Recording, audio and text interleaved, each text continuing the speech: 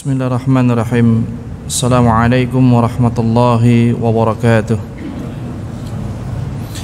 Innal hamdalillah nahmaduhu wa nasta'inuhu wa nastaghfiruh wa na'udzu billahi min syururi anfusina wa min sayyiati a'malina. May yahdihillahu fala mudilla lahu wa may yudlil fala hadiyalah. Asyhadu an la ilaha illallah wahdahu la syarika lah wa asyhadu anna Muhammadan abduhu wa rasuluh. Ya ayyuhalladzina amanu taqullaha haqqa tuqatih wa la tamutunna illa wa antum muslimun. Ya ayyuhan nasu taqu rabbakumul ladzi khalaqakum min nafsin wahidah wa khalaqa minha zawjaha wa batha minhuma rijalan katsiran wa nisaa'a wattaqullaha alladzi tasaaluna bihi wal arham innallaha kana 'alaikum raqiba. Ya ayyuhalladzina amanu taqullaha wa qulu qawlan sadida yuslih lakum a'malakum wa yaghfir lakum dhunubakum wa may yuti'illaha wa rasulahu faqad faza fawzan 'azima.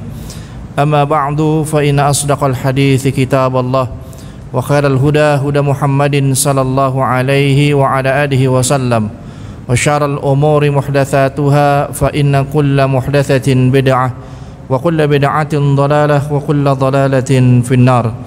Allahumma fassalli wa sallim ala hadzal nabil karim wa ala alihi wa sahbihi wa sallam. Ikhwatal Islam a'azakumullah, para hadirin dan hadirat jamaah salat duhur yang dimuliakan Allah Subhanahu wa taala. Alhamdulillah, puji dan syukur senantiasa dan selalu kita panjatkan kepada Allah Tabaraka wa ta'ala, tentunya di atas kudrah dan iradahnya. Kesempatan siang hari ini kembali kita bisa duduk dan berkumpul bersama di dalam majlis ilmu ini dalam keadaan sehat walafiat. InsyaAllah kita akan melanjutkan kembali pembahasan dan kajian kita dari kitab Syama'il Muhammadiyah.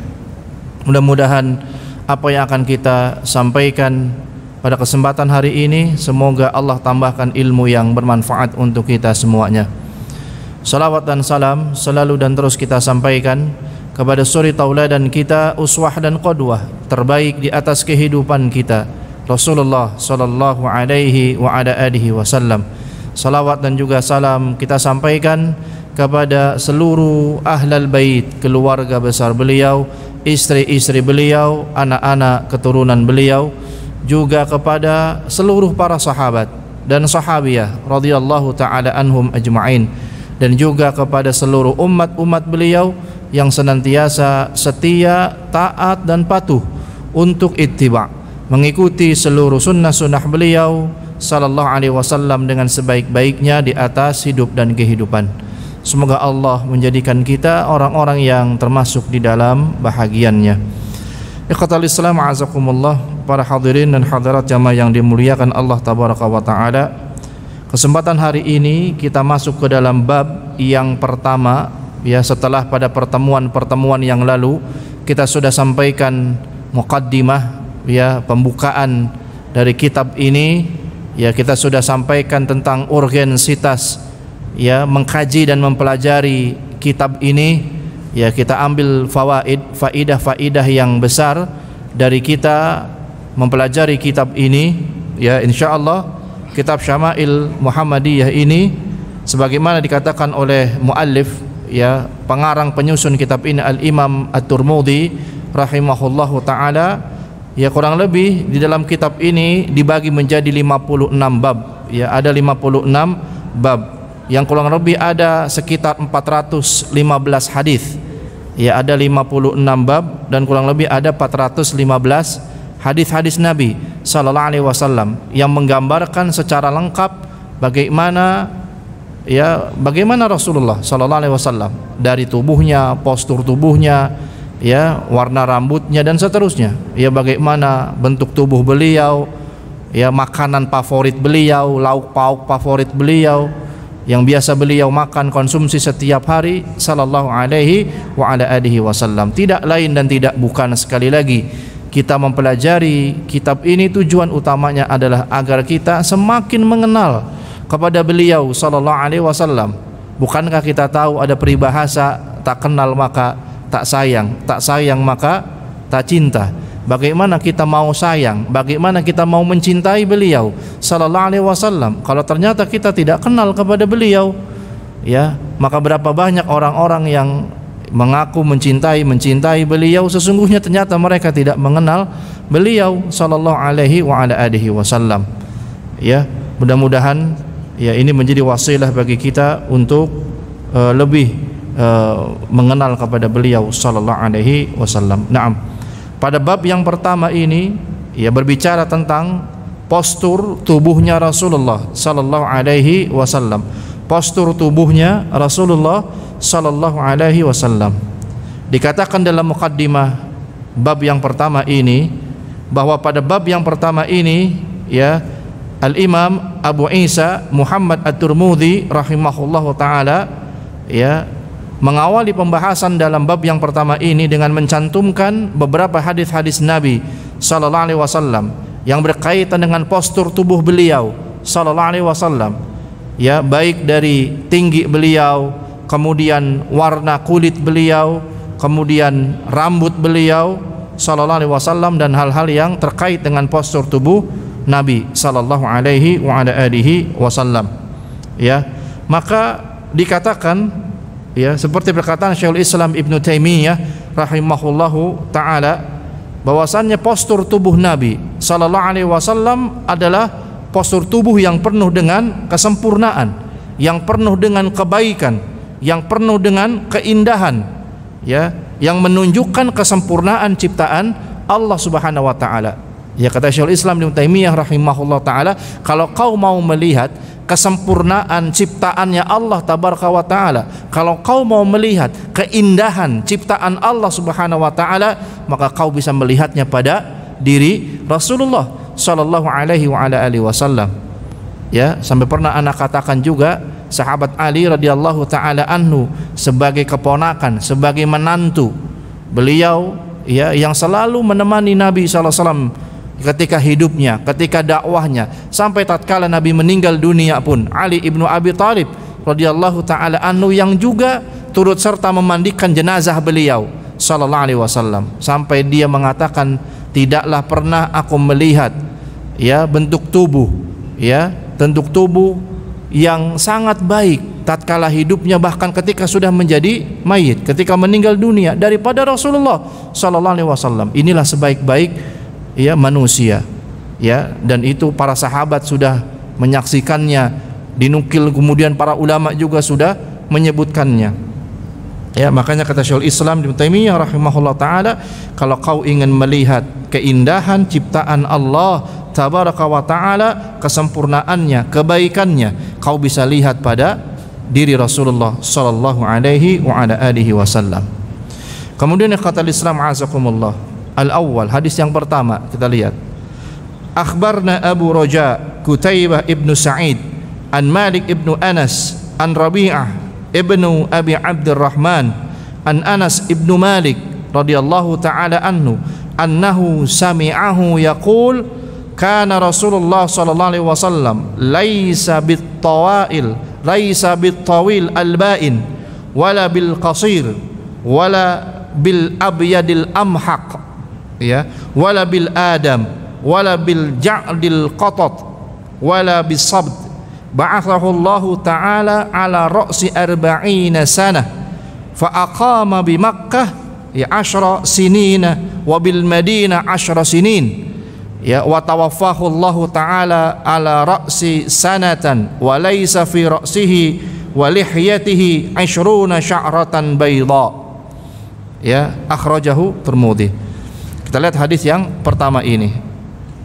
Abu Raja Qutaibah ibnu Sa'id ya telah mengabarkan kepada kami dari Malik ibnu Anas, dari Malik bin Anas, dari Rabi'ah bin Abi Abdurrahman, ia mendengar sahabat mulia Anas bin Malik radhiyallahu taala anhu berkata, Rasulullah sallallahu alaihi wa ala alihi wasallam, secara perawakan ya Pak, secara perawakan tinggi badan ya, beliau bukanlah orang yang berperawakan terlalu tinggi dan juga terlalu pendek. Beliau tidak terlalu tinggi, tidak terlalu pendek ya, secara ukuran tinggi badan, tidak terlalu tinggi dan tidak terlalu pendek. Ya, kemudian kulit beliau sallallahu alaihi wasallam tidak terlalu putih. Ya, kulit beliau tidak terlalu putih. Ya, namun juga tidak terlalu berwarna gelap kecoklatan. Dikatakan terlalu putih tidak, terlalu gelap kecoklatan juga tidak, di antara itu. Kemudian rambut beliau sallallahu alaihi wasallam ikal, ya Pak. Rambut beliau ikal dan juga tidak terlalu keriting, ya. Namun tidak pula rambut beliau lurus, ya, lurus dan kaku, ya. Beliau diutus oleh Allah Subhanahu wa taala sebagai rasul pada usia 40 tahun. Ya, kemudian beliau menetap untuk berdakwah di Makkah selama 10 tahun dan di Madinah selama 10 tahun.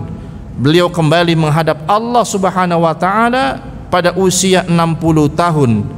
Pada akhir hayatnya rambut dan lihyah, jenggot, ya, rambut dan jenggot beliau sallallahu alaihi wasallam yang beruban tidak lebih ada, dikatakan isruna sya'ratan bayda, tidaklah lebih dari 20 helai. Ya, ketika Nabi sallallahu alaihi wasallam usia tuanya, rambutnya dan jenggotnya sudah beruban. Ya, yang ternyata rambut dan ubannya itu tidak lebih dari 20 helai. Ya, tidak lebih dari 20 helai rambut. Ya, Nabi membiarkan, Pak, ya, kepalanya ditumbuhi dengan uban. Kalau orang sekarang kan enggak. Ya, baru nongol uban sedikit udah apa, Pak? Udah panik, buru-buru kemudian disemir rambutnya. Apalagi dengan semir warna hitam. Ya, yang kita tahu ada hadis-hadis pelarangan tentang hal itu. Ya, kalau mau kau warna, ya warna yang lain, jangan warna apa? Jangan warna hitam. Tapi Nabi SAW membiarkan sampai usia tuanya, sampai menjelang wafatnya, ya rambutnya dalam keadaan berwarna, ya dalam keadaan ada beruban, ya dalam keadaan beruban. Naam.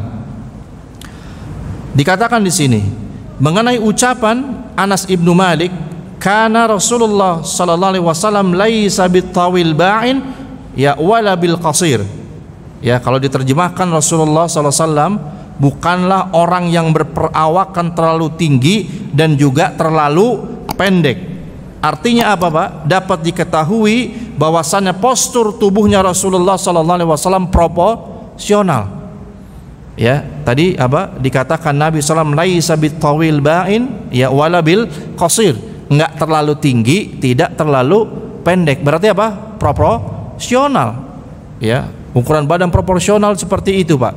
Kadang ada orang terlalu tinggi, kalau orang Betawi bilang jadi apa, Pak? Boyo, tau boyo. Ya, kalau terlalu tinggi kan kadang orang jadi apa? Apa kalau bahasa kitanya? Ya, jadi kayak enggak apa namanya? Tidak proporsional, ya, Pak. Terlalu tinggi juga. Ya, ada juga orang yang terlalu pendek. Ya, tapi Nabi sallallahu alaihi wasallam adalah tadi laisa bitawil ba'in wala bil qasir. Nabi tidak terlalu tinggi, tidak terlalu pendek. Proporsional tinggi tubuhnya sallallahu alaihi wasallam, ideal. Ya, naam. Kemudian al-ba'in, ya, ada kata tadi al-ba'in berasal dari kata kerja bana yabinu bayanan, ya, yang berarti jelas dan terang. Ya, ada yang mengatakan ia berasal dari kata kerja bana yabunu baunan, yang berarti jauh, sehingga dapat difahami sebagaimana penjelasan sebelumnya bahwa postur tubuh Nabi SAW cukup tinggi namun tidak melebihi ukuran proporsionalnya. Ya, antum pernah lihat, Pak, badan orang-orang yang proporsional kan? Ya, tidak terlalu tinggi, tidak terlalu rendah, badannya enak dilihat gitu kan, proporsional, tegap badannya, bagus bentuk tubuhnya. Itu manusia biasa saja kita melihatnya, masya Allah. Apalagi tatkala kita melihat Rasulullah Sallallahu Alaihi Wasallam, kita bisa tergambar bagaimana, ya, bentuk badan yang proporsional, bagaimana tinggi badan yang proporsional. Ya, artinya pas gitu, ya, tidak tinggi, tidak terlalu tinggi, tidak terlalu pendek. Ya, naam. Kemudian kata Islam. Kemudian dalam kalimat berikutnya wala bil abyadil amhaq wala bil adami. Ini menjelaskan kalimat tentang kulit Nabi Muhammad sallallahu alaihi wasallam. Ada yang mengatakan abyadul amhaq berarti warna kulit seseorang itu putih, ya, tanpa ada kesan kemerah-merahan, putih, ya, kecoklat-coklatan dan sebagainya. Ada juga al-adamu, berarti gelap kecoklatan atau coklat seperti kita apa Pak? Sawo matang, ya, coklat sawo matang, ya. Maka tentu oleh karena itu dikatakan di sini dapat disimpulkan bahwa warna kulit Nabi sallallahu alaihi wasallam tidaklah terlalu putih dan tidak juga terlalu coklat. Akan tetapi warna kulit beliau berwarna putih bersih kemerah-merahan. Warna kulit beliau bersih bahkan kemerah-merahan. Ya, subhanallah, ya. Luar biasa ya Pak, melihat seorang laki-laki yang badannya proporsional, warna kulitnya putih, kemerah-merahan, ya, subhanallah. Artinya kita bisa gambarkan betapa tampannya beliau, ya kan? Betapa indahnya beliau, betapa bagusnya postur tubuh dan warna kulit beliau sallallahu alaihi wasallam. Kemudian dalam kalimat hadis, wala bil jadil qatat, ya, wala bil sabti, menjelaskan warna rambut Nabi sallallahu alaihi wasallam, ya. Dikatakan al ja'dul qatat berarti apa? Keriting, ya, keriting. As-sabti berarti lurus, kaku, ya. Keduanya merupakan kata-kata yang dipilih oleh sahabat Anas ibnu Malik untuk menggambarkan bentuk tubuh, bentuk rambutnya Nabi Muhammad sallallahu alaihi wasallam. Ya, ada juga yang mengatakan beliau tidak keriting karena rambutnya tidak melingkar dan saling terpaut satu dengan yang lainnya, antara helai satu dengan yang lainnya. Akan tetapi rambut beliau juga tidak lurus, kaku, ya, sehingga ya cukup dikatakan bahwa rambut beliau itu ikal bergelombang, pertengahan antara keriting dan lurus, ikal bergelombang, ya. Bentuk rambutnya Nabi sallallahu alaihi wasallam ikal bergelombang. Ada yang di sini ikal rambutnya, Pak? Ya, Nabi rambutnya ikal bergelombang, ya. Masya Allah. Kemudian, ya, dikatakan maksud dari kalimat berikutnya, ba'atsallahu ta'ala ala, ya, ra'si arba'ina sanah. Beliau diutus oleh Allah Ta'ala untuk menyampaikan risalah kepada manusia pada usia 40 tahun. Pada usia 40 tahun kita tahu tatkala beliau sallallahu alaihi wasallam diangkat menjadi seorang rasul, diturunkannya wahyu kepada beliau sallallahu alaihi wasallam, ya. Disitulah kemudian beliau diperintahkan oleh Allah Subhanahu wa taala untuk menyampaikan dakwahnya di hadapan para sahabat dan kaum muslimin. Naam. Kemudian fa'aqama bi Makkah asyra sinin. Beliau menetap untuk berdakwah di Mekah selama 10 tahun. Dakwah beliau qabla al-hijrah, sebelum beliau hijrah ke Madinah, maka beliau di Mekah berdakwah selama 10 tahun. Dari mulai dakwah secara sembunyi-sembunyi, ya Pak, dakwah sirri, ya, di rumah para sahabatnya seperti di tempat Arqam bin Abi Arqam, di mana dakwah Nabi masih tersembunyi karena memang Allah Subhanahu wa taala belum perintahkan kepada beliau untuk dakwah secara terang-terangan. Ya, dari pintu ke pintu, ya, diajak oleh Nabi SAW dan diajak oleh para sahabat yang sudah masuk Islam lebih awal. Untuk apa? Yani untuk menerima agama yang dibawa oleh beliau SAW. Dan itu dilakukan Nabi selama 10 tahun tatkala beliau berada di mana? Tatkala beliau berada di Makkah. Naam. Kemudian kata Islam, tentu tatkala 10 tahun yang pertama dakwah yang dilakukan oleh beliau sallallahu alaihi wasallam hanya kepada sanak kerabat dekat, ya, dan masyarakat Mekah pada khususnya, ya. Jadi lebih kepada keluarga terdekat lebih dahulu, ya, kepada keponakan, kepada paman yang terdekat, ya. Kemudian juga kepada penduduk Mekah, ya, kepada penduduk Mekah, ya, selama berapa? Selama 10 tahun, ya. Kemudian wabil Madinah asyra sinin. Beliau berdakwah di Madinah juga selama 10 tahun. Ya, ada yang mengatakan 13 tahun, ada yang mengatakan 10 tahun. Ya, bahwa beliau juga berdakwah di Madinah setelah diperintahkan oleh Allah Subhanahu wa taala hijrah, maka beliau membangun peradabannya, membangun kekuatan kaum muslimin di Madinah, dan beliau lakukan juga selama 10 tahun. Kemudian wa tawaffallahu taala ala ra'si sittina sanah. Allah Subhanahu wa taala mewafatkan beliau sallallahu alaihi wasallam pada sekitar usia 60 tahun. Dan artinya ikhwatul Islam, tentu bagi kita tidak akan jauh ya dari usia segini. Ya, karena dalam riwayat yang lain kita pun mengetahui a'maru ummati ma baina sittina ila sab'in wa aqallahu man yajuzu dzalik. Kata Nabi SAW, umur umatku itu kisarannya antara 60 sampai 70 tahun, dan sedikit sekali usia umatku yang melampaui usia tersebut. Ya, Nabi saja diwafatkan oleh Allah ya dalam hadis ini jelas 60 tahun. Artinya dalam riwayat yang lain 63 tahun. Ya, dan tentunya kita sebagai umatnya nggak akan jauh dari usia segitu ya Pak. Kalau ada orang sampai usia bahkan 100 tahun, dari 1 juta orang mungkin 1 orang kali ya Pak. Ya, artinya kalau ada orang sampai melebihi usia rata-rata yang Nabi katakan sampai di atas 60 sampai di atas 70, itu bisa terhitung jari. Dari sekian juta orang mungkin 1-2 orang saja. Ya, demikian, karena memang tidak akan jauh dari usia tersebut ya Pak. Akan tetapi juga pengingat untuk kita semua, bukan berarti yang masih jauh dari 60 tahun merasa tenang-tenang saja. Usia saya masih jauh Ustaz, dari 60 tahun saya masih kepala 3, saya masih kepala 4. Ya, bukan berarti kemudian kita apa Pak? Kita berleha-leha. Ya, karena yang namanya kemautan kita tahu, yang namanya kematian itu kita tahu. Ya, idza ja'al maut, ketika datang kematian, kata Allah Ta'ala, la yastakhiruna sa'atan wala yastaqdimun. Tidak ada satupun yang bisa memundurkannya, apalagi ya memajukannya walau sesaat. Ya, yang paling baik adalah bagi kita insyaallah yang selalu bersiap-siap diri. Naam. Kemudian makna kalimat yang terakhir ya, walaisa fi ra'sihi wa lihiyatihi 20 sya'ratan bayda, ya, adalah rambut dan jenggot beliau sallallahu alaihi wasallam yang telah beruban tidak lebih dari 20 helai rambut.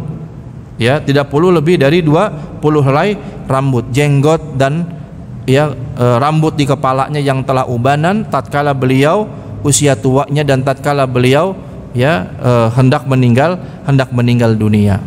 Masya Allah. Ini hadis yang pertama ikhwatul Islam. Ya, penjelasan tentang hadis yang pertama. Ya, tadi tentang tinggi badannya Nabi proporsional, tidak terlalu tinggi, tidak terlalu pendek. Kemudian ya rambutnya Nabi sallallahu alaihi wasallam, rambutnya ikal. Ya, kemudian juga warna kulitnya Nabi SAW. Apa tadi? Nabi warna kulitnya putih kemerah-merahan. Ya, subhanallah. Ya, dan Nabi diutus Allah di Mekah selama 10 tahun dakwah, di Madinah 10 tahun dakwah. Nabi meninggal usia 60-63 tahun ya, dan tatkala Nabi meninggal dunia sallallahu alaihi wasallam, tidaklah ada uban di rambutnya atau ada uban di jenggotnya ya yang lebih dari 20 helai. Ya, 20 helai apa? Helai uban. Naam. Atsani yang kedua. Haddatsana Humaid ibnu ya Mas'adah al-Basri qala haddatsana Abdul Wahhab al-Thaqafi an Humaid an Anas ibnu Malik qala kana Rasulullah sallallahu alaihi wasallam rabba'atan laisa bit-tawil wala bil-qasir hasan al-jismi wa kana sya'ruhu laisa bija'din wala sabtin asmar al-launi idza masya yatakaffa'u.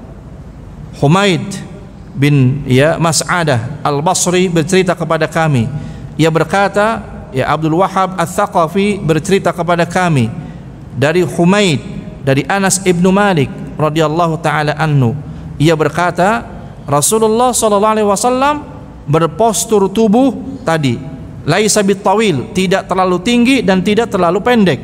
Artinya apa? Proporsional. Ya, postur tubuh Nabi SAW proporsional, tidak terlalu tinggi juga tidak terlalu pendek. Kemudian tubuh beliau sangat bagus, sangat indah dan sangat menawan. Rambut beliau tidaklah keriting, tidak terlalu keriting ya, namun juga tidak lurus kaku ya, dan warnanya gelap kecoklatan. Maka tatkala beliau sallallahu alaihi wasallam berjalan, maka beliau berjalan dengan cepat. Ya, beliau berjalan dengan apa Pak? Dengan cepat.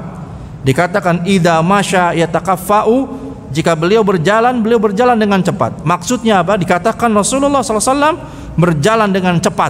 Seakan-akan beliau seperti apa? Menuruni jalan yang menurun, Pak ya. Antum ketika ya Pak habis nanjak kemudian jalanan itu turun, gimana jalannya Pak? Cepat kan? Ya. Jadi Nabi SAW tatkala berjalan dikatakan idza masya yataqaffa'u. Beliau tatkala jalannya cepat. Seperti dikatakan oleh para ulama, laksana seperti apa? Ketika Anda melewati jalan yang menurun, ya jalan yang menurun itu bagaimana? Ya cepat. Ya nggak kayak orang kita ya Pak. Jalannya ya kan kayak siput ya. Lama banget gitu kan. Belum tengok kanan, tengok kiri. Ya subhanallah, jangan-jangan sunnah Nabi ketika berjalan ini malah justru dipraktekkan oleh orang Jepang kali ya Pak. Iya kan? Lihat antum orang Jepang kalau jalan gimana? Wah, cepat gitu kan? Ya seolah-olah memang waktu bagi mereka itu berharga. Ya betul-betul waktu bagi mereka itu adalah sungguh sesuatu yang sangat bermanfaat gitu. Ya bukankah konsep-konsep itu ada dalam Islam Pak? Bukankah semua konsep itu justru ada dalam Islam? Ya, bukankah dalam Islam yang menjelaskan bahwa waktu itu sangat berharga kan gitu. Ya. Al-waqtu kas-saif. Waktu itu bagaikan pedang. Ada yang mengatakan demikian. Fa ilam qatahu qata'aka. Kalau kau tidak membunuhnya, kau yang akan dibunuh kan gitu. Wal asri innal insana lafi khusr. Ya demi masa sungguhnya manusia dalam kerugian. Berapa banyak orang yang termakan oleh masa, termakan oleh waktu ya dan sia-sia kehidupannya. Subhanallah. Ini kan perintah agama, perintah Quran, perintah Nabi SAW. Tapi ternyata kalau kita lihat secara jujur, justru konsep-konsep yang seperti ini dipraktekkan oleh siapa Pak? Oleh orang lain kan? Masya Allah. Konsep kebersihan misalnya, Nabi SAW yang mengatakan at-tuhuru syatrul iman. Kesucian, kebersihan itu adalah syarat keimanan. Syarat keimanan kata Nabi SAW. Ya, antum bisa lihat justru kamar-kamar mandi mereka, toilet-toilet mereka yang luar biasa. Antum masuk toilet mall betah atau enggak Pak? Betah enggak? Betah kan? Masya Allah. Masuk toilet mall wangi, bersih, harum. Coba antum masuk toilet masjid Pak, musola. Ya, Masya Allah. Ya kan? Jangan-jangan itu jin ifrit juga nggak mau ada di toilet itu kan, saking baunya itu kan, Masya Allah. Padahal yang punya konsep kebersihan kita. Ya subhanallah. Ini kadang kita tahu konsep, tahu teori, tapi di dalam pelaksanaannya, realisasinya Masya Allah ternyata ya nol ya.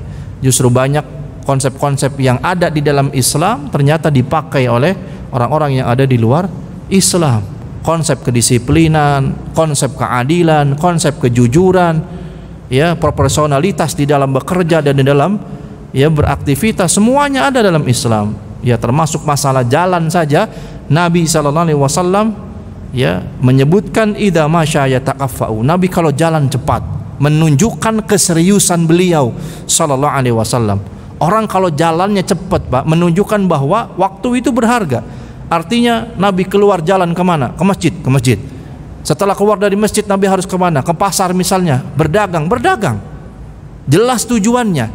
Dan antum bisa lihat di mana-mana orang kalau jalannya lama di tengah jalan pasti orang nggak punya apa? Tujuan, betul tidak? Iya kan? Coba lihat antum anak-anak muda yang cuma killing time, ya bahasanya begitu kan? Yang cuma menghabiskan waktu berjalan-jalan, atau antum misalnya pas sekali setiap libur hari Sabtu atau hari Ahad bersama anak bersama istri ajak jalan-jalan ke taman, jalannya buru-buru atau jalannya santai Pak?